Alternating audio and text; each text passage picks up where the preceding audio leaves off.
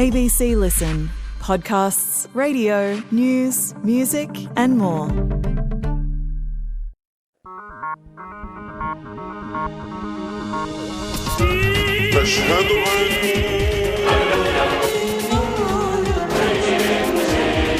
Is God a man-made invention, an illusion of the mind? Hi, I'm James Carlton. Welcome to God Forbid on Radio National, ABC Listen, and across the Pacific Ocean on ABC Radio Australia. It's the panel show about the things we do and don't believe, and why we do and don't believe them.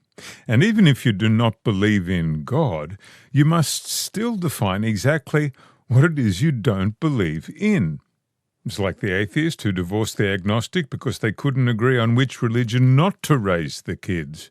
It's an oldie but a goodie. But we'll learn from our God Forbid panel that the idea of God is even older, much so. So let's meet them.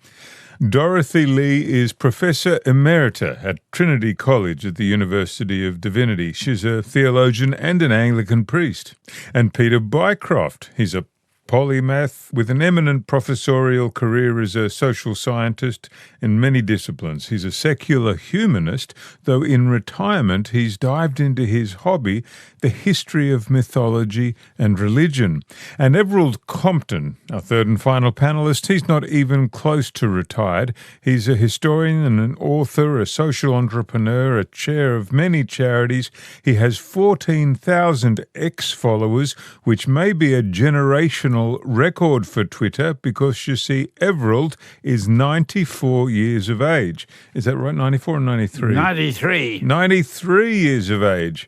Now, normally at that age going viral is bad news, but 14,000 followers is a great achievement. Everald, welcome to the program. Thanks for having me on.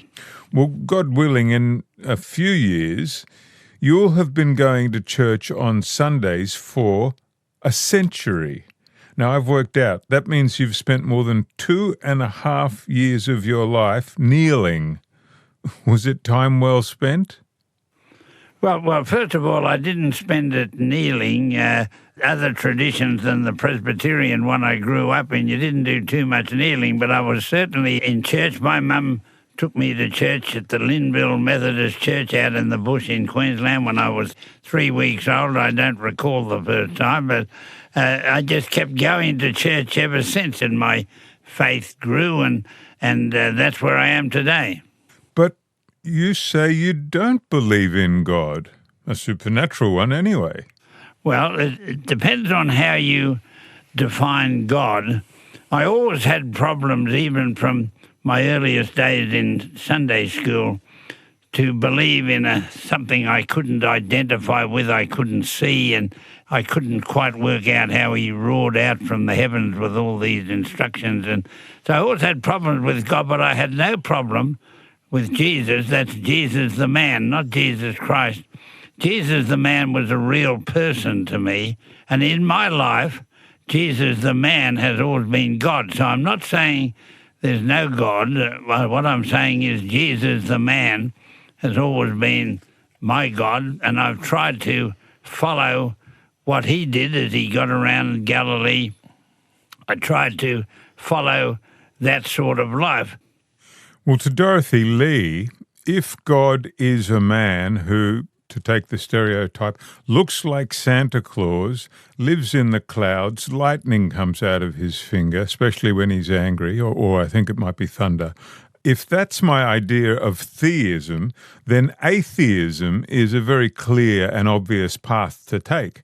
But we also have panentheism, God is of and yet beyond all things. There's alterity theism, God is so radically transcendent as to be beyond knowing. And there's autotheism, God is knowable, and what's more, lives within all of us. And these are just a few of the isms that are on offer. So does this make both theism and atheism more complex than we might first have thought? Oh, of course it's complex. There's quite a wide spectrum of beliefs, even among religious people, even among Christians, on subjects like the so-called supernatural. I don't like that word at all. Why not? I don't know. It makes people think of psychics. Yeah, it does actually. It's such a very poor characterisation of the ancient world, where they don't acknowledge the sort of distinctions between natural and supernatural. There's a kind of spectrum. It's a continuum. The ancient world was a profoundly religious world, for the most part, philosophers notwithstanding, and a very diverse religious world. And to sort of speak of the supernatural as against the natural is simply not part of the ancient context. I mean, it may make sense to people today, but it certainly didn't back then. Peter Bycroft, you actually chart what we can call the evolution of religion. And you go back to this time when there was no line, there was no difference in meaning between natural and supernatural. Spirits were everything and everywhere. Correct. Hunter-gatherers. I say they had a horizontal mythology. It's more of a visual metaphor, but horizontal religion means that everywhere I walk, I am walking through spiritual experience. It's classic First Nations Australian mythologies. And so the horizontal is that wherever I walk, I'm in the religion. I mean, I've been accepted into the Barramundi clan of an Indigenous tribe, and I don't eat it or fish for it in respect. So that horizontal religion was powerful, and it is still powerful in First Nations. What happened was, as we moved from hunter-gathering and also from just kinship-based groups into organised, centralised, economically performing, then that went to a vertical religion. In other words, it went to, there's a god up, or gods actually, more than a god, there's all the planets were gods. So what happened was the human species is amazing at these invented mythologies. I call it a codification of culture. What happens is they need to have a unification system. Language is one, but so is religion. And so as we move to centralised, sedentary, economically focused, producing surpluses and so on, we needed a mechanism. And that mechanism was to invent gods. And over time, that evolved into a belief in a singular god. But it happened over... Well, the first people to do it were shamans, and they're 40,000 years ago in Siberia, and they were the first ones to distinguish between the empirical and the spiritual. They were the first ones to say, here's some facts, but they actually have a divine or spiritual meaning. Can I just come in there, James? Yes, please, Dorothy. Yes, thank you, Peter. I have no problems with a good deal of what you say and the history of religion and the notion that God wasn't invented by the Old Testament or anything like that. I'm just not entirely comfortable with this sharp distinction between the horizontal and the vertical. And perhaps we talk to different Indigenous people, but I have a number of Indigenous friends who actually do see both the horizontal and the vertical as part of their traditional spirituality. And also I would say that both Jewish and Christian faith is both horizontal and vertical, and does have a sense that when people are walking around, they're walking in the midst of spiritual realities. I think that's part of the ancient context, whether it's Jewish, Christian, Greco-Roman, Egyptian or whatever. So I'm just finding that distinction a little bit too sharp. Could I add something? Yes, Everald. Some Indigenous folk have bought my book, Walking with the Man, and they were delighted that I questioned the way the Christian faith in which I was brought up. They believed that faith was inflicted upon them by missionaries and that their old culture was forced out of the way. They actually sent me notes saying, thank goodness someone is questioning what we were not allowed to question out there on the mission stations. And I think that's an important thing. Mm. Well, Everald, now that you raise that, let me ask you about your ancestors, missionaries, Bavarian Lutheran missionaries who came to, the Australian colonies to rid us of sin.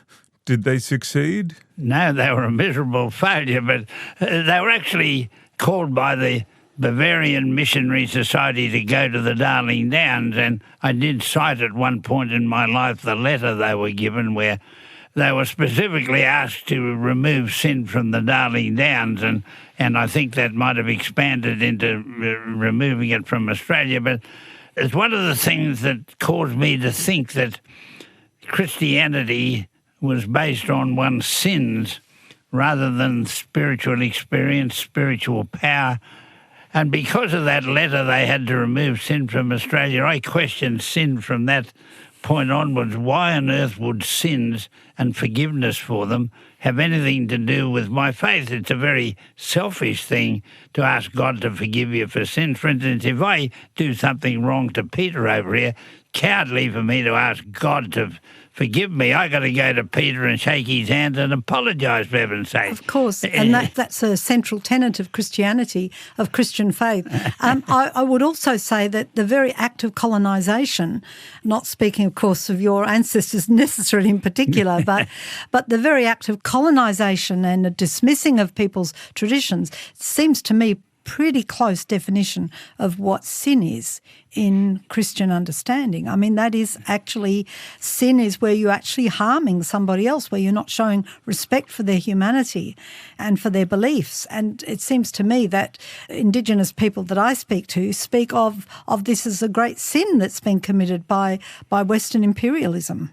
Absolutely. So, Everald, what do you think your Bavarian missionary ancestors would make of Australia as they see it today with respect to sin?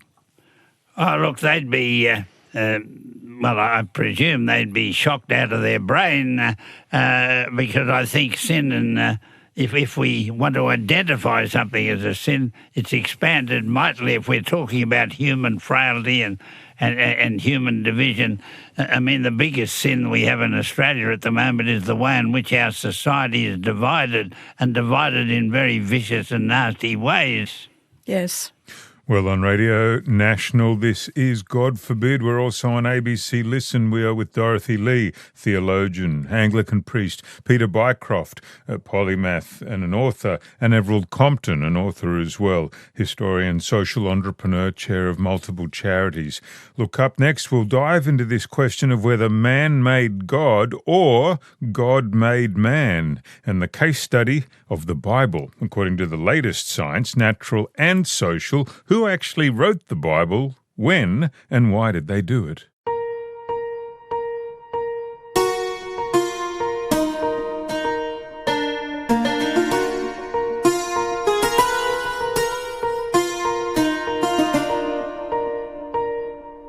People have studied, adapted, interpreted, enforced the books of the Bible for thousands of years. But is the Hebrew Bible, and later the New Testament, divinely inspired? Or are they simply a collection of old and not particularly original stories? Peter Bycroft, your book combines the study of archaeology and anthropology, linguistics, genetics, even earthquakes and fossils to help answer this question. Indeed, your title has the answer: Prehistoric Precedents, how the human species invented the Bible. How on earth do earthquakes and fossils show us that the Bible was man-made? Well, there's innumerable pieces of evidence. For instance, on the earthquake issue, the town of Jericho is on a fault line. The walls collapsed because of an earthquake. The Hebrew Bibles came along and invented a story that Joshua had 7 trumpeters dancing around it and the walls collapsed. So they took an actual seismic issue and they edited a romantic religious story around it. Now, the Bible is full of those stories where incidents are converted into spiritual manifestations. I don't know how many, I covered heaps in my book, but the origin of the Adam story, the idea there's a spiritual being up in the sky with a handful of clay, breathes on it, and it suddenly becomes Adam, compared to what we know about evolution and the gradual and over millions of years, the accumulation of certain advantages in the human species which created us now to be able to be who we are. So I think, I think people are entitled to have their beliefs. I'm not angry about it, but I do think they should not just read one book. I think they should have a look at the overwhelming archaeological and particularly the genomic evidence. Can I come in there as a biblical scholar? My field is not Hebrew Bible, it's New Testament, but nevertheless I still am a biblical scholar and I read a lot of biblical scholars. most of what you're saying they would have no problems with. I'm not sure where you think we're at in academic biblical study, but we do not take seriously, though we take the stories seriously as myths, as mythology. We don't actually believe in a 7-day creation. Only a few sort of right-wing kind of fundamentalists believe that. The majority of Christians and of Christian faith do not believe those stories to be literal. Dorothy, you have schools in the United States who are refusing to adopt anything evolutionary. I know you do, but they are in a minority. The view of the Roman Catholic Church, for example, the Anglican Church, some of these really big churches have come out quite clearly and supported the notion of evolution. The fact that a few fundamentalists who make a lot of noise and have a lot of power behind them does not dispute the fact that academic biblical scholars do not take these stories seriously, nor do they deny the results of science, of archaeology, of history and so on in study of these texts. So, Dorothy, according to religious teaching, traditionally at least, isn't the Torah, the first 5 books of the Hebrew Bible, don't they contain the law of God as received by Moses on Mount Sinai? Well, I mean, what's the modern academic view as to authorship there? The modern academic view, well, I mean, you'll find a variety of views, of course, among Jewish and Christian scholars and scholars who don't identify with any particular religion. Nobody, I think, thinks that Moses actually wrote the first 5 books of the Bible, including recording his own death and his burial by God in some obscure place. So when we speak about Moses, or when Jesus speaks about Moses, I mean, these days we don't assume. We think that the Torah was finally put together probably during the exile, quite late, and that it consists of different traditions that have been brought together. There are 2 flood stories side by side. There are 2 creation stories side by side. Genesis 1, Genesis 2 and 3 are 2 different stories that don't sit easily together.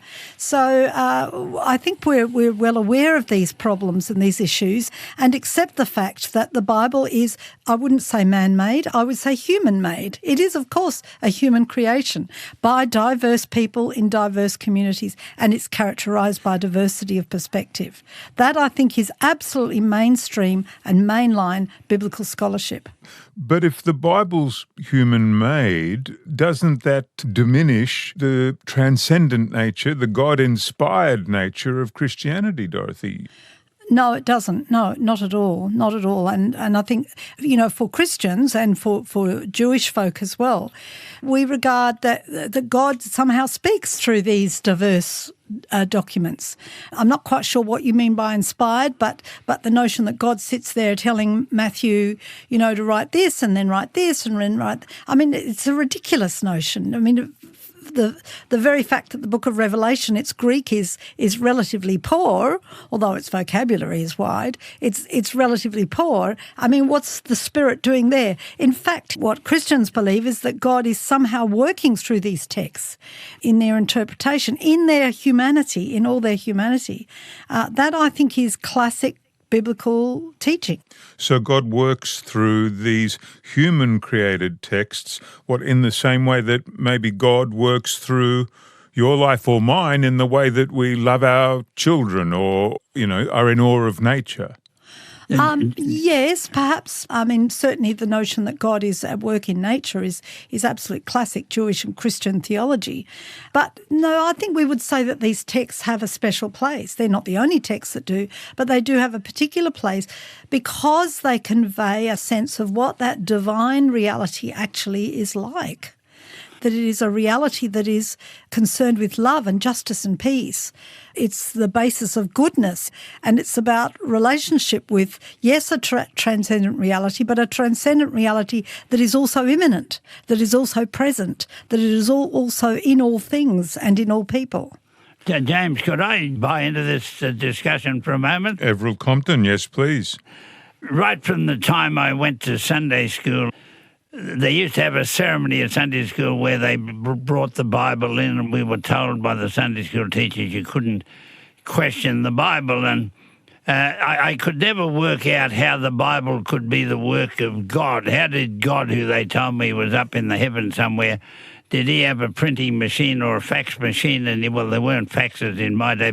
How did he float these pages down from heaven? And I was quite regularly put in the naughty corner, never questioned, these matters. And I very soon worked out that man needed God more than God needed man. And I simply look at the Bible as some words written by human beings who had the same problems as journalists today. They put their own biases in it everywhere. And they wrote about times that were way back, and Peter will get me on this, but Helen and I, my wife, we went to where Moses is buried in Jordan. and the first time the guy in charge came out and said, you've got to understand that the story of Moses in the Bible was written 500 years after he died. And I said to myself, well, a few blokes must have fiddled with that in the 500 years that it was there. So I simply believe that the Bible is a record of the tradition from which my faith has come, and every part of it is open to question. But in questioning it, I also respect it. But the facts of the matter are that man has concocted the Bible and his faith to suit himself, and I use man, male and female, but I've always had problems with there being a mythical God and there being a Bible that was the Word of God. But I'm still confused, Everald. If you believe that, why were you a founding father of the Uniting Church of Australia, and why have you been going to church every Sunday for 93 years, and why are you a Christian? Well, first of all, I don't call myself a Christian now, James. And when people come to me and ask me about my religion, I say I'm a working partner of Jesus the man, and that always starts a conversation.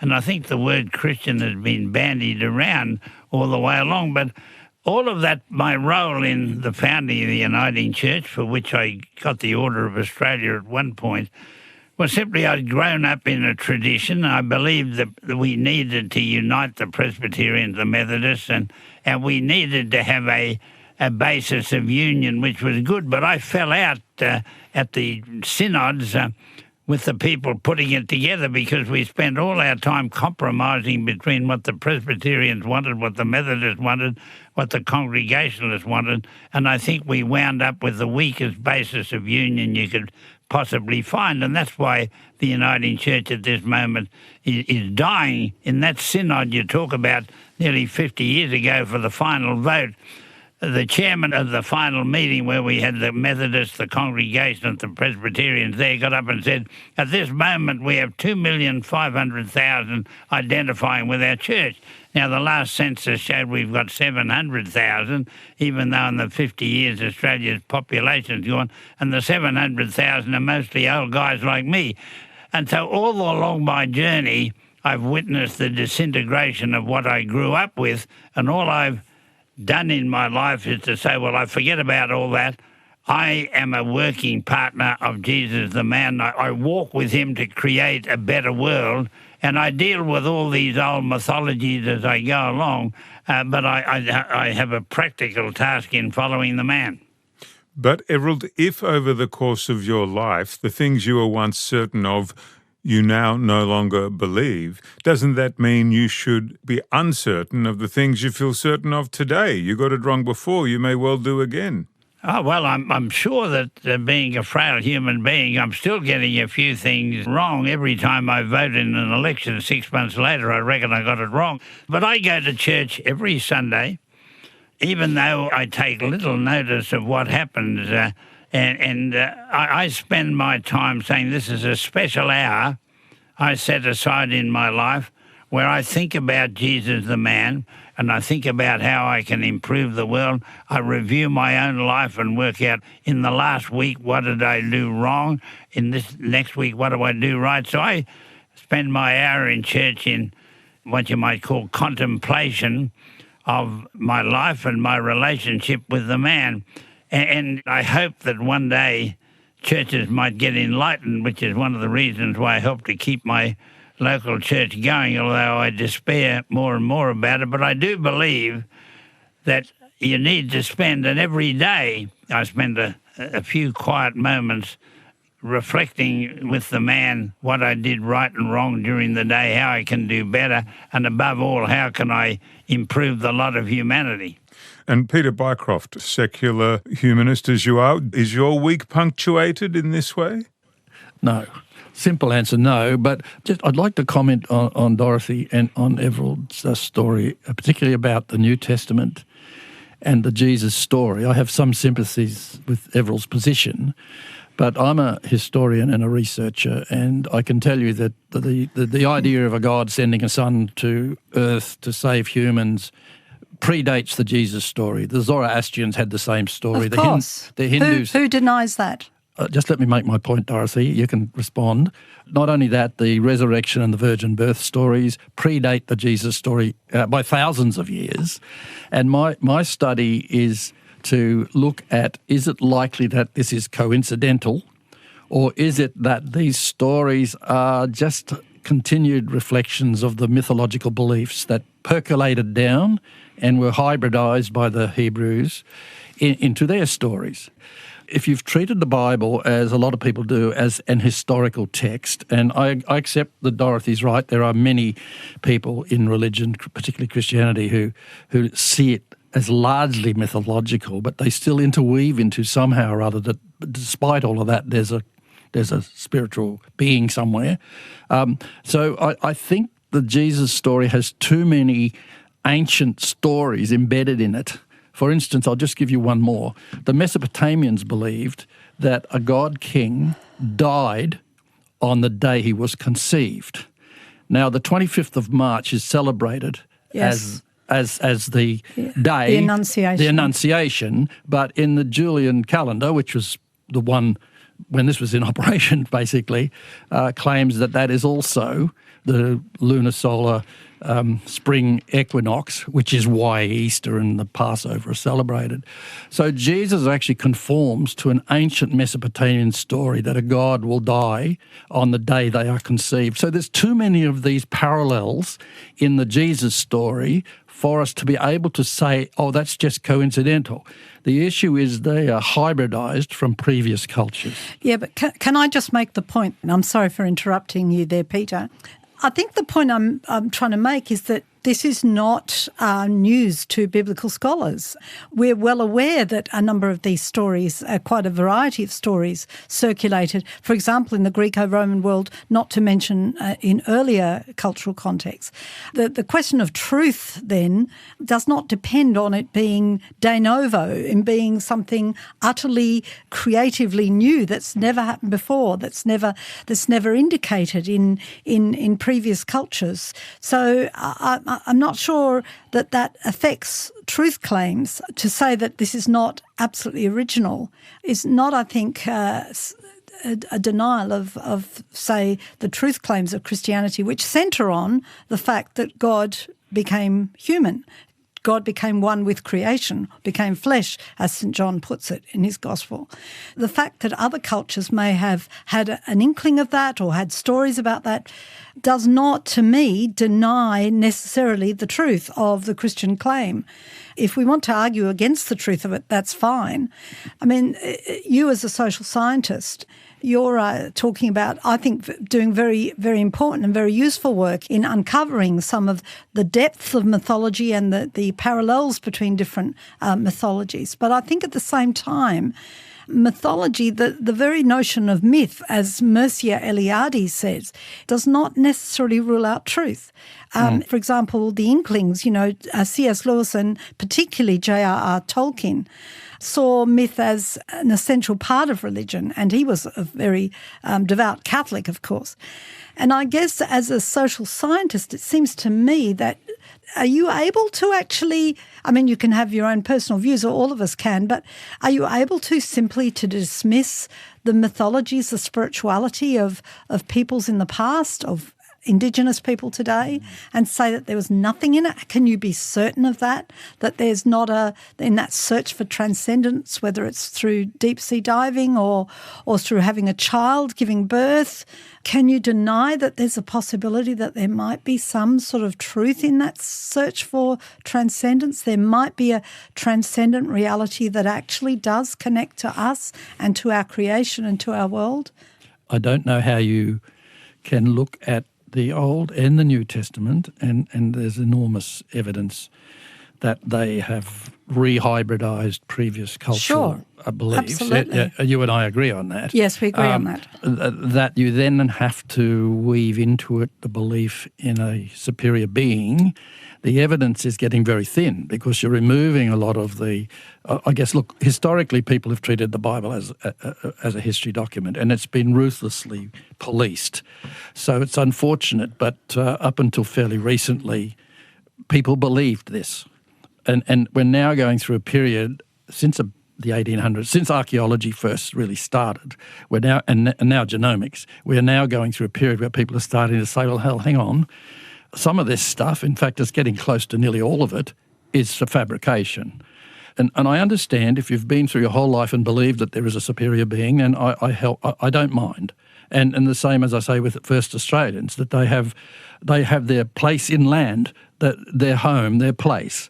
I know it's mythological, but I support and respect the fact that people have a right to believe whatever they believe. But I don't understand how, once you have accepted that a lot of the stories in both the Old and the New Testament are hybridized versions of previous, that somehow or other still allows you to say that there's a superior being.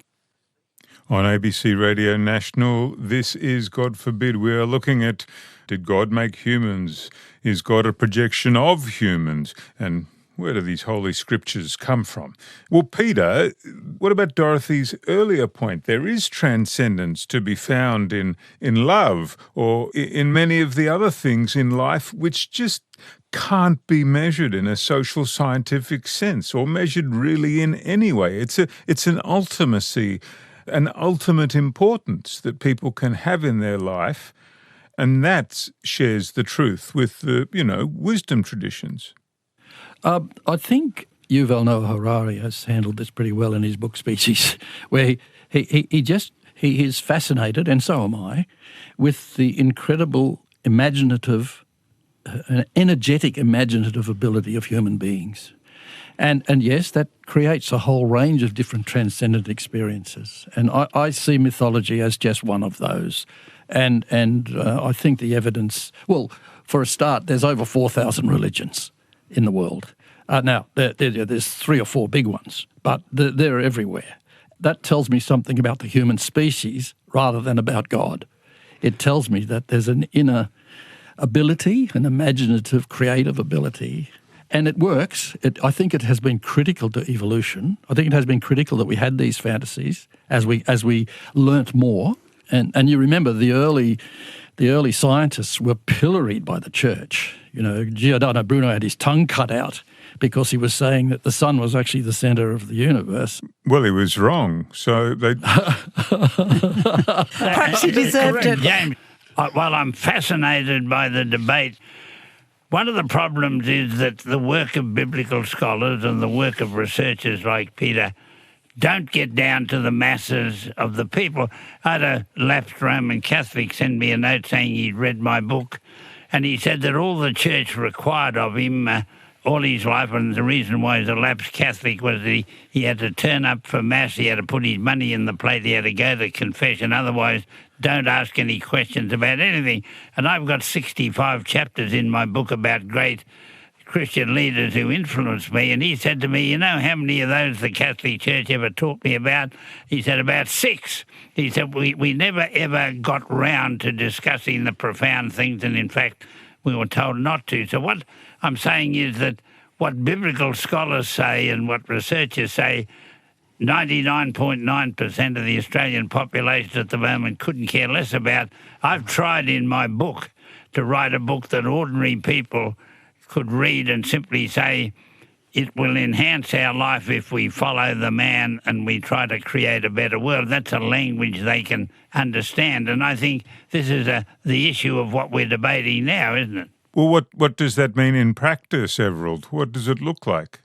And how is following Jesus any different from following, say, Martin Luther King or something like that? Well, it's a choice we make. I have chosen Jesus the man for a whole range of reasons, basically the way in which my life was influenced by him.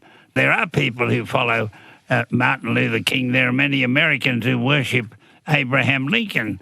I think, and there are many friends I've got who worship the Collingwood Football Club. I mean, people sort of pick a god anywhere. Now, what I believe is that we need in Australia at the moment some sort of cornerstone of values and ethics that would relate to the nation. For instance, I'm more interested in what Alfred Deakin and a congregational minister called Stafford Bird tried to do when the Australian Constitution was being prepared.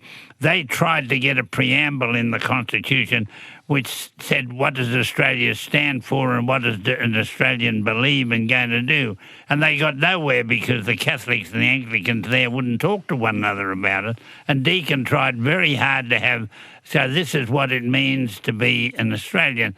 And I've followed that with great interest because Deakin rejected all the faiths, became a spiritualist because he reckoned they didn't know what was going on. But during the Constitutional Convention, when a big issue had come up, he'd go outside, sit under a tree and quietly not talk to the Great Spirit, allow the Great Spirit to permeate his life. The Great Spirit never have sent him messages, but he came back believing that he had a clearer picture of the whole thing. And I think that Australians need a cornerstone, not one built on total myth, but there has to be some cornerstone of your values. I've simply chosen Jesus the man, and because I like all the things he spelled out in the Sermon on the Mount and the Beatitudes and things that he did.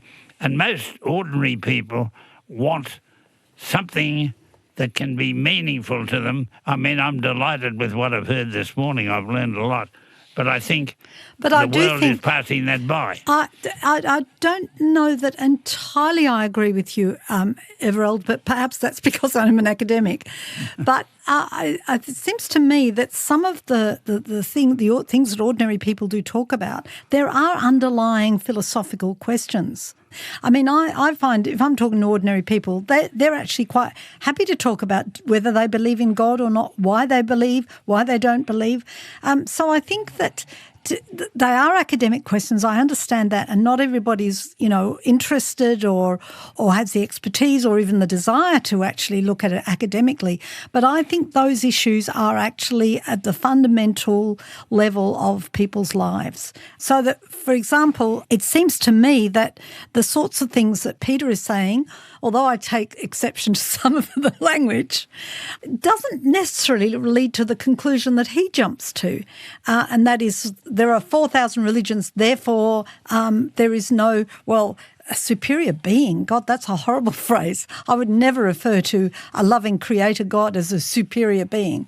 And to speak about fabrication, to speak of fantasies, these are all very negatively charged words. I mean, some of the conclusions that Peter is obviously coming to, or some of the data that Peter is dealing with in so helpful a way, need not lead to the conclusion that there is no creator.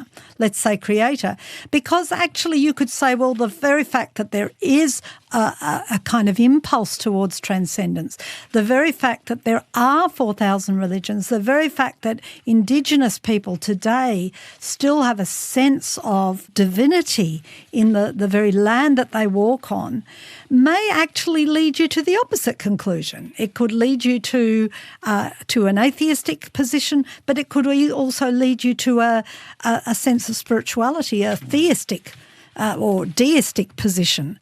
Dorothy, my point about the superior being is particularly Christianity, Islam and Judaism have this concept of a conditional afterlife.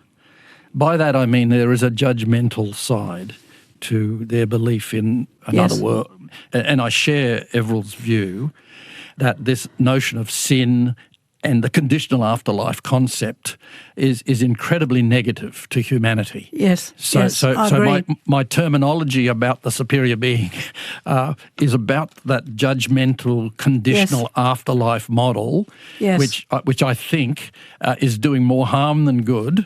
I totally agree with you on that. You probably saw the religious advisor to Donald Trump is now selling 7 blessings for $1,000, which will protect you from sin and protect. Honestly, I see that. It's shocking. I see that stuff. It's horrible. And I think that is so unfair to human beings and understanding more about how we live and relate to each other. I totally agree with you.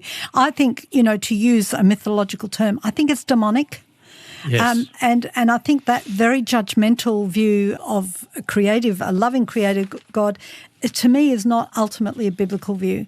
And I and quite a number of theologians want to question that view and see that the damage it's done. I think we have to face the fact that religion, like many other institutions, has done damage. Well, I think it has set science back a long way.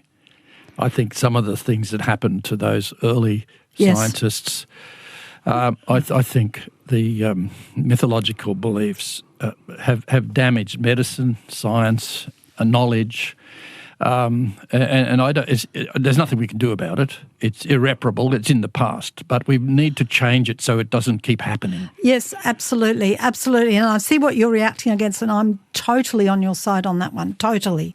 I think it's such a distortion of what Christian faith, and for that matter, Jewish faith and Islamic faith, what they're really on about. But it comes to what we're going to do about it. I've been going to the parliaments of Australia for 67 years now, advocating causes of which I was an office bearer. I've never been a lobbyist, and my last visit to the federal parliament was my 126th, I think, in all of those years. Now, in recent years, I've made it my business to find some people on the Christian right and talk to them, as I have in state parliaments. And we now have this situation where Christianity or beliefs, whatever you want to put it, is used in politics as saying this is what ought to happen. And of course, Donald Trump, who wouldn't know the top of a Bible from the back of it, uses a lot. But I find these fellows getting around Parliament now with the prosperity gospel. If you're not prosperous, it's because you haven't walked with the Lord. It's all your fault. And they believe this now. They think this will get them votes. And every day they hold prayer meetings to say what does God want them to do in Parliament today. Well, God invariably tells them to do exactly what they intended to do in the first place.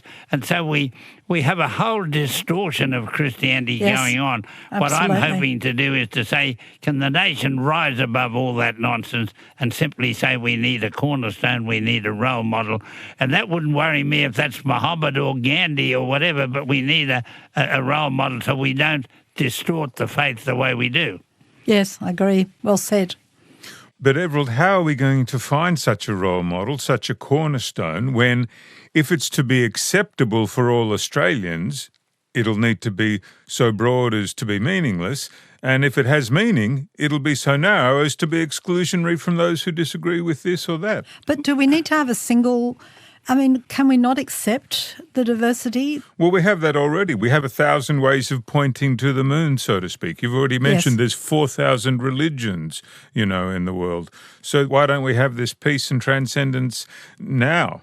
I think that the problem is that it will take a very long time to disentangle the mythological belief systems and head them towards a more collective humanist view. I think that will take a very, very, very long time, and it will evolve. You won't be able to magically produce it. Sounds to me as if you're blaming the violence of the world, the injustice of the world, the oppression of the world on mythologies. I think the evidence is pretty strong there. I think that's really problematical. Imagine if there was an Indigenous person in the room, how outraged they would be by that notion. What, on the colonialisation of Australia was not violent and Christian-driven? And was not Christian-driven? And the violence in South America was not Christian-driven? Hang on, slow down a bit. These are all historical facts. Indigenous people also have a mythology. they would not say it has obscured the way to peace and prosperity.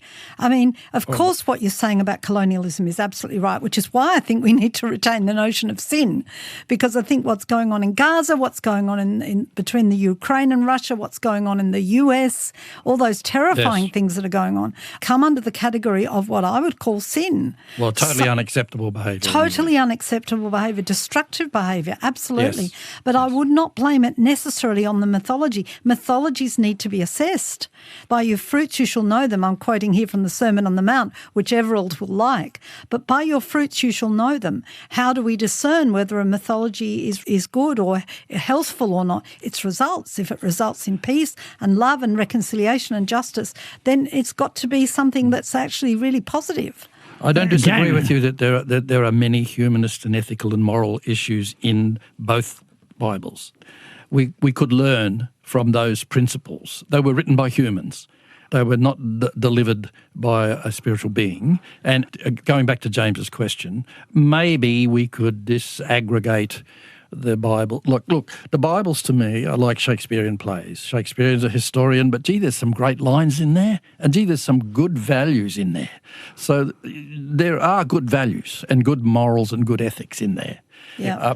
James, just to take up the point you raised, I don't believe that even if I was the greatest salesman in the world, which I'm not, and I'm running out of steam at age 93, I don't believe I'm ever going to get every Australian to follow Jesus the man. If I get 25% of them to do that, well, I think they should put my statue up somewhere. If we got that far, people will choose a cornerstone of values and ethics of their own. We need to direct the nation away from the divisions and the greed and the racism and all the things that divide our nation. I've got a friend of mine who believes that Mahatma Gandhi, an Indian friend of mine, he believes Mahatma Gandhi is the cornerstone of his life. And I've just said to him, you and me are on the same track. That if people can have a cornerstone in their life of something, it's a lot better than them not having one. Well, this brings us to my final question for each of you. If religion and our spirituality, our relationship with transcendence is something that's continually evolving, moving from animism to totemism to polytheism, monotheism, what's the next stage in the evolution or revolution, and what would you like it to be? Dorothy Lee. Well, I don't accept the model in a way. I don't accept the model of a sort of simplistic movement from one to another. I can make it more simple. It ends with religion becoming obsolete and everyone being an atheist. That's certainly not the view that I hold. I wouldn't have a job, actually, if I did. But I'm not convinced that the human beings will evolve into peace-loving, justice-making people. I think that there is something in human nature that is, by nature, tends towards capitalism, towards greed, towards acquisition, towards possessiveness. And I think that the ultimate goal of that is a relationship with a transcendent and yet an immanent God who, to use one image from the Gospel of John, is at our feet, washing our feet, serving. Now, that's an extraordinary image of God, it seems to me. Maybe not unprecedented, but nevertheless extraordinary. And I think it's that sense of a loving Creator who is drawing us into love and who offers us more than a model, actual what Christians would call salvation, which just means wholeness, wholeness together in community, wholeness with nature. I think actually it's God that is going to be the answer to that, and the God who's understood to be profoundly connected to us, to our humanity, to our creative spirit. Not atheism. I think atheism is frankly a dead end. I think it offers nothing for a baby that dies.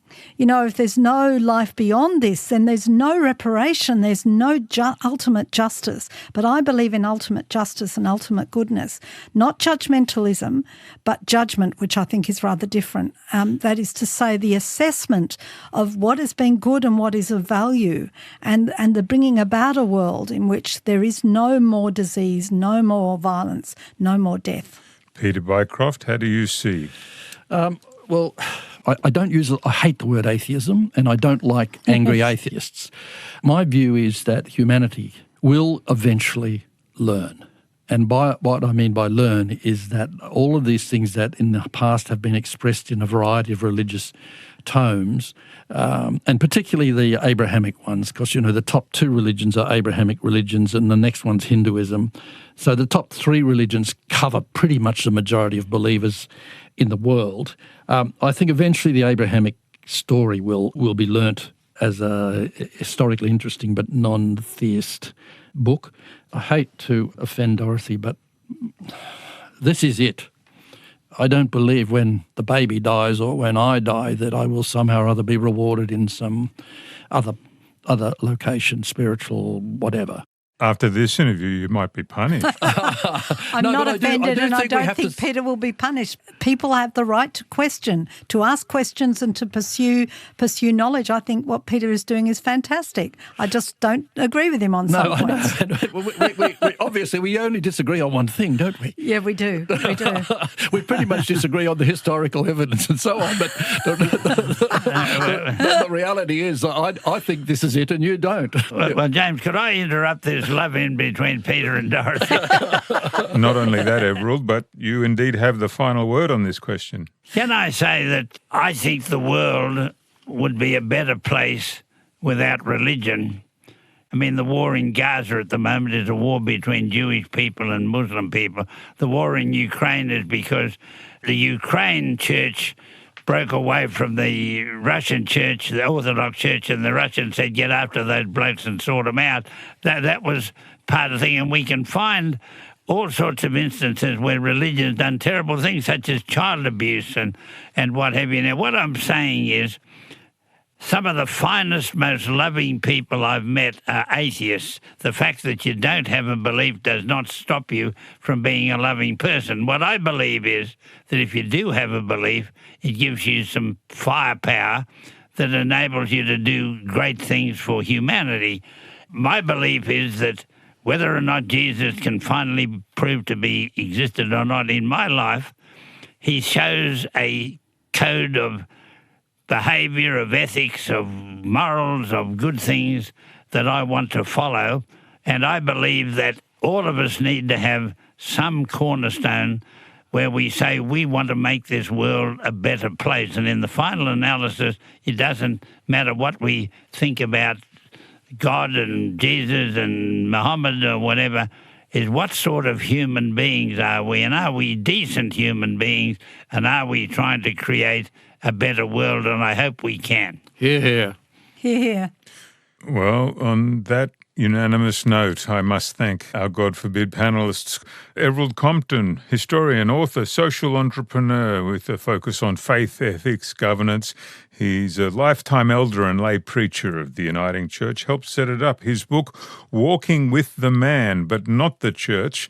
You can be one of his, more than 13,000 followers on Twitter, which is not bad for a 93-year-old. Thank you, Everald. Thank you. And we also want to thank Professor Emerita Dorothy Lee, an Anglican priest, New Testament scholar, and Professor Emerita at Trinity College, the University of Divinity. Among her other titles, the Ministry of Women in the New Testament. Thanks, Dorothy. Thank you, James. And Peter Bycroft, his career spans research, academia, consulting in areas as varied as environmental psychology, regional development and Indigenous studies. His book, Prehistoric Precedents, How the Human Species Invented the Bible. Thank you, Peter. Thanks very much, James. Really appreciate it. And you can follow and share the God Forbid podcast on ABC Listen. Find the details about our guests and links to their pages and so forth on the God Forbid webpage. Email me at godforbid@abc.net.au. Big thanks to producer Beck Cushway and technical production by Craig Tillmouth. I'm James Carlton. Until next week, remember to be good. This has been God Forbid.